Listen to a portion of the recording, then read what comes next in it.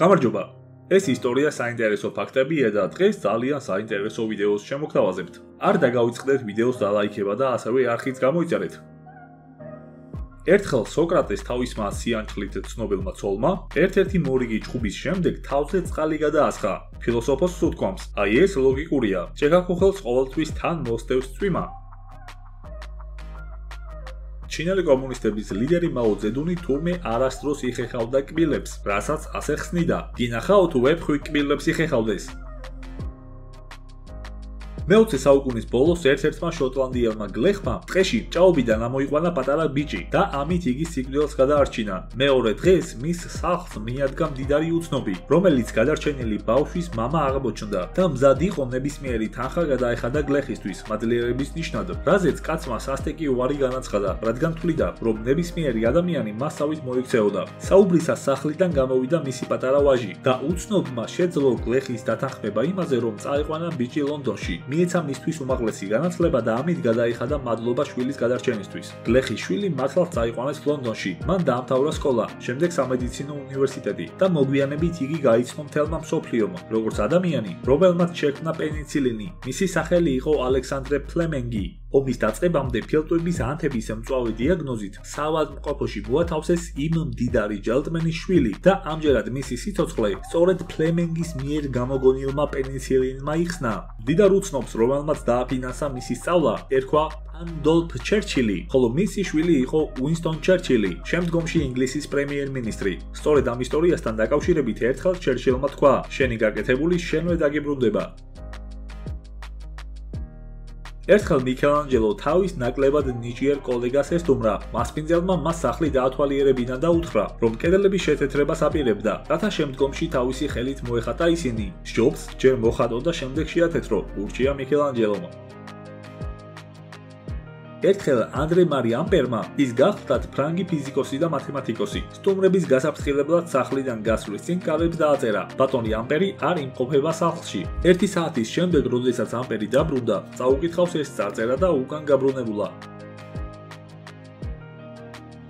როდესაც დალაილამას კითხეს, თუ რა აოცებს ყველაზე მეტად, მან უპასუხა: ადამიანი. ის სწირავს თავის ჯანმრთელობას, რომ გამოიმუშაოს ფული. შემდეგ ის სწირავს ფულს, რათა დაიბრუნოს ჯანმრთელობა. მას ისე ანაღლებს თავისი მომავალი, რომ აწმყოსგან სიამოვნებას ვერ ღებულობს. საბოლოო ჯამში ის არც აწმყოთი ცხოვრობს და არც მომავლით. ის ცხოვრობს ისე, თითქოს არასდროს მოკვდება და ბოლოს ისე კვდება, თითქოს არასდროს უცხოვრია.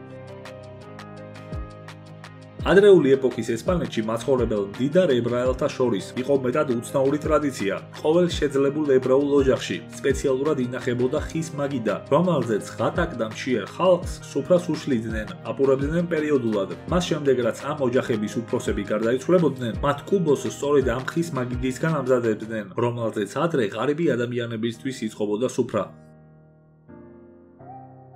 აგატა კრისტი დისგრაფიით იტანჯებოდა. ეს არის წერის უნარის დარღვევა, რომელიც არ არის დაკავშირებული ინტელექტუალურ შესაძლებლობებთან. ხელით წერა მას არ შეეძლო. ყველა მისი ნაწარმოები კარნახით დაიწერა.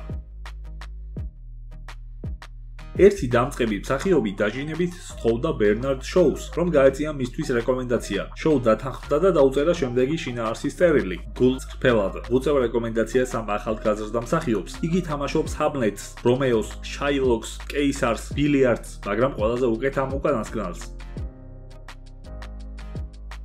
დიდი ხნის განმავლობაში მეცნიერები აკვირდებოდნენ გამორჩეული ტალანტის მქონე ადამიანებს და საბოლოოდ ერთ დასკვნამდე მივიდნენ. დასკვნების მიხედვით, რომელიც ბრაითსაიდმა გამოაქვეყნა, მაღალი ინტელექტის მქონე ადამიანებს შემდეგი სამი თვისება ახასიათებს. ისინი გვიან იძინებენ, მათი ოთახიან კაბინეტი მუდმივად არეულია, ხშირად იყენებენ უცენზურო სიტყვებს. ფსიქოლოგები განსაკუთრებულ აქცენტს არეულ გარემოზე აკეთებენ, რომელშიც ადამიანის შემოქმედებითი განწყობა უფრო მეტად სტიმულირდება.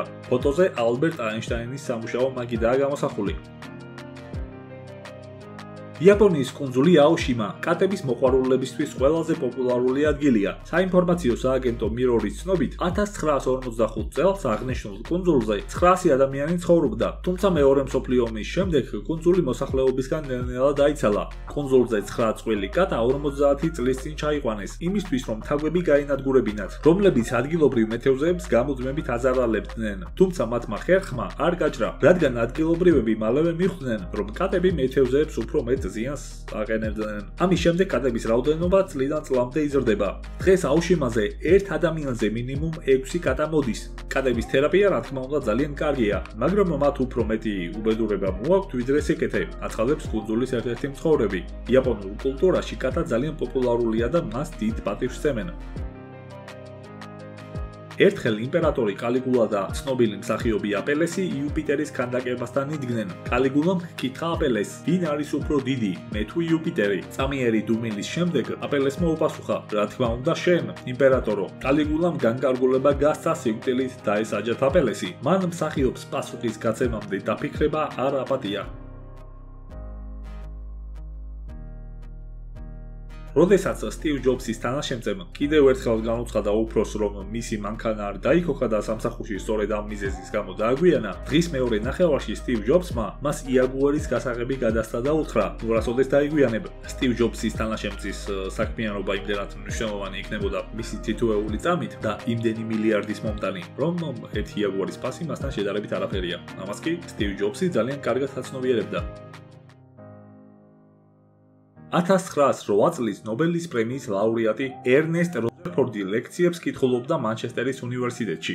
ერთხელ მას სამეფო აკადემიის ერთ-ერთმა წარმომადგენელმა დახმარებისთვის მიმართა. რეზერფორდს უნდა გადაეჭრა დავა, რომელიც მის კოლეგასა და სტუდენტს შორის წამოიჭრა. პროფესორი დაბალ ქულას უწერდა სტუდენტს, რომელსაც მისი აზრით წარმოდგენა არ ჰქონდა ფიზიკაზე. ახალგაზრდა ირწმუნებოდა, რომ ამოცანა სწორად ამოხსენი და უმაღლეს შეფასებას ვიმსახურებო. რეზერფორდმა სტუდენტს კითხა, თუ როგორ შეიძლებოდა ბარომეტრის საშუალებით შენობის სიმაღლის გაზომვა. სტუდენტის პასუხი ასეთი იყო: ავიდეთ შენობის სახურავზე, ბარომეტრს მოვაბათ თოკი, ჩაუშვათ თოკი შენობის ძირამდე და შემდგომ გავზომოთ თოკის სიგრძე, რომელიც აჩვენებს ზუსტ სიმაღლეს. პასუხში არ ჩანდა ფიზიკის ცოდნა, მაგრამ პასუხი აბსოლუტურად დამაჯერებელი იყო. რეზერფორდმა სთხოვა სტუდენტს ფიზიკის კანონების დახმარებით გადმოეცა საკითხი და მისცა ამისათვის 6 წუთი. 5 წუთის შემდეგ სტუდენტი ეუბნება რეზერფორდს, რომ მას უკვე აქვს პასუხი. უნდა ავწონოთ ბარომეტრი. შემდეგ ავიდეთ შენობის სახურავზე და იქიდან გადმოვაგდოთ. დავინიშნოთ დრო, რომელიც ბარომეტრს მიწაზე დაცემამდე დასჭირდება და ფორმულის საშუალებით ვარდნის მანძილს, ანუ შენობის სიმაღლეს გავიგებთ. განაცხადა სტუდენტმა. აზარტში შესული რეზერფორდი სტუდენტს ახალი გზის მოძებნას ავალებს. ახალგაზრდას არც ამჯერად უფიქრია ბევრი. უნდა გავზომოთ ბარომეტრი. შემდეგ მზიან ამინჩი ბარომეტრისა და შენობის ჩრდილების სიგრძე დავადგინოთ. შევადგინოთ მარტივი პროპორცია და შენობის სიმაღლესაც გავიგებთ. არ არის ცუდი, არის კიდევ სხვა გზა? კითხა რეზერფორდმა. არის თანაც ძალიან მარტივი. დარწმუნებული ვარ, რომ მოგეწონებათ. თქვენ იღებთ ხელში ბარომეტრს და მიემართებით კიბის საფეხურების თვლით. შემდეგ ბარომეტრს ამაგრებთ კედელზე და აკეთებთ აღნიშვნებს. შემდეგ დაითვლით ამ აღნიშვნების რაოდენობას და გაამრავლებთ მას ბარომეტრის ზომაზე და მიიღებთ შენობის სიმაღლეს. საკმაოდ ნათელი მეთოდია. ან გაცილებით მარტივი ხერხი. უნდა ავიღოთ ბარომეტრი. ვიპოვოთ შენობის მართველი და უთხრათ: პატივცემულო მმართველო, შესანიშნავი ბარომეტრი მაქვს და თუ ამ შენობის სიმაღლეს გამიმხელთ, მას თქვენ გაჩუქებთ. ეს ნიჭიერი სტუდენტი, რომელთანაც რეზერფორდმა დიალოგი გამართა, ბრიტანეთში დანიიდან ჩასული ნილს ბორი გახლდათ. ბორს იმ დღიდან 14 წლის შემდეგ ნობელის პრემია მიანიჭეს. და დღეისათვის სულას იყო მეგობრებო. იმედია მოგეწონათ ვიდეო, ამ შემთხვევაში მიაჭირეთ ლაიქს. შევხვდებით შემდეგ ვიდეოში. ნახვამდის.